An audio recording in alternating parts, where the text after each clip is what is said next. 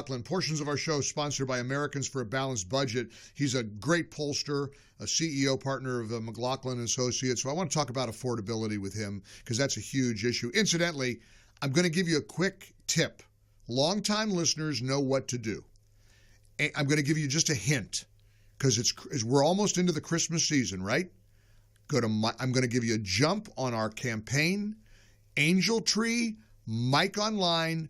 You know what to do. That's all I'll say. Prison Fellowship, the Angel Tree Christmas campaign. I got them to put the banners up early. If you go to MikeOnline.com right now, let's get a jump on this. That's all I'm going to say. You know what to do. I'll say right now, 47 children already. MikeOnline.com. Do your thing, Mike Gallagher audience, because you're the most generous, big-hearted audience in the universe. John McLaughlin is one of the best pollsters in the business. He joins us here on the Mike Gallagher Show. John, good to see you. Thanks for joining us. How are you? It's a pleasure to be back, Mike. Thank you. Well, everything is about affordability. It's been argued that Zohran Mamdani won in New York. It's argued that the Democrats are holding on to this issue and using it kind of as a cudgel.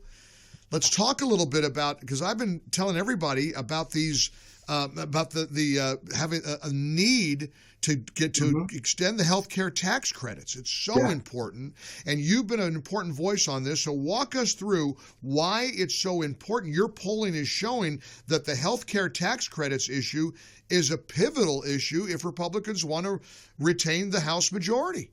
Well, it's absolutely extremely important because we have polled on this issue we did a national poll, the first one on the subject in June for Americans for Balanced Budget. We found out 77% of all voters support. It was like 4 to 5 voters support the healthcare tax credits. And these are not give outs. It's basically, these are working class people. These are people who have jobs where their employers don't provide them health insurance, and they get the healthcare tax credit so they can buy their own health insurance. So nationally, it was really important in June in that first survey. And now we've done 2 subsequent surveys where we have a really recent one of 800 battleground congressional district voters in 16 districts. 8 of them were toss-ups. 8 of them were lean Republican. And in that survey, by the way, it's 40% Republican in the sample, only 36 Democrat. So these are critical seats to win. And affordability is the top issue.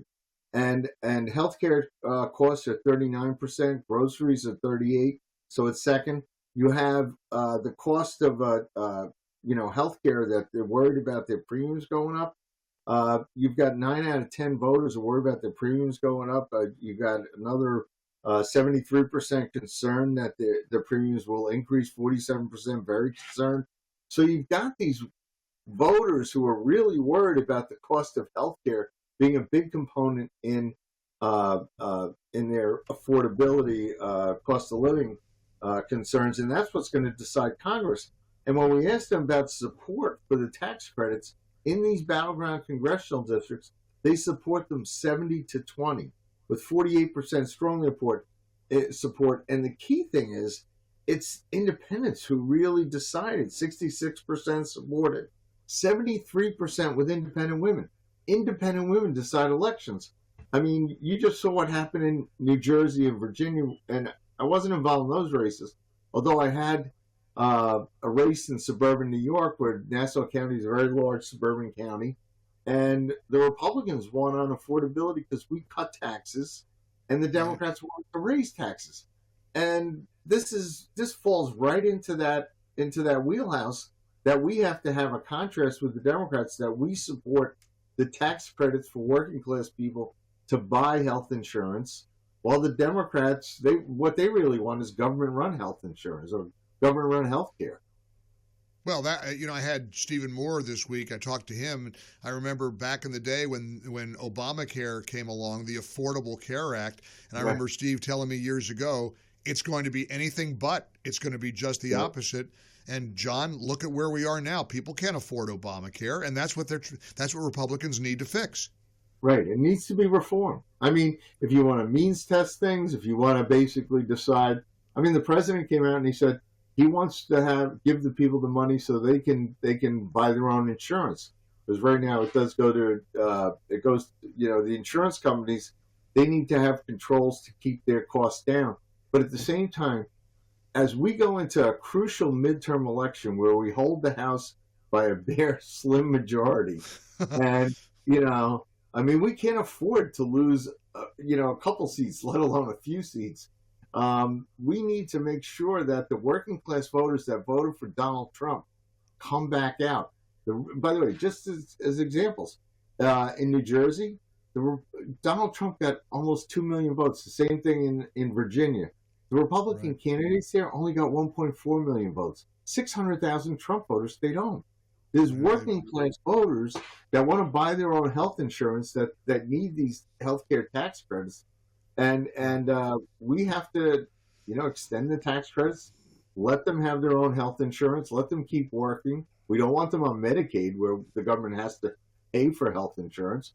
See, that's what the Democrats want. They really want the whole system to collapse, and they want to have government-run health care like Canada, where everybody waits on a line until they die. And, nobody's done a better job than you and Americans for a Balanced Budget in sounding the alarm, because frankly, everybody can get involved, John. StopHealthCostHikes.com. Tell Congress, extend the health care tax credits before it's too late. It's crucial. John McLaughlin, you're one of the best in the business, and we're grateful for your voice on this. We appreciate it. Keep fighting the good fight. Visit StopHealthCostHikes.com. That's StopHealthCostHikes.com. And thanks to John and Americans for a Balanced Budget.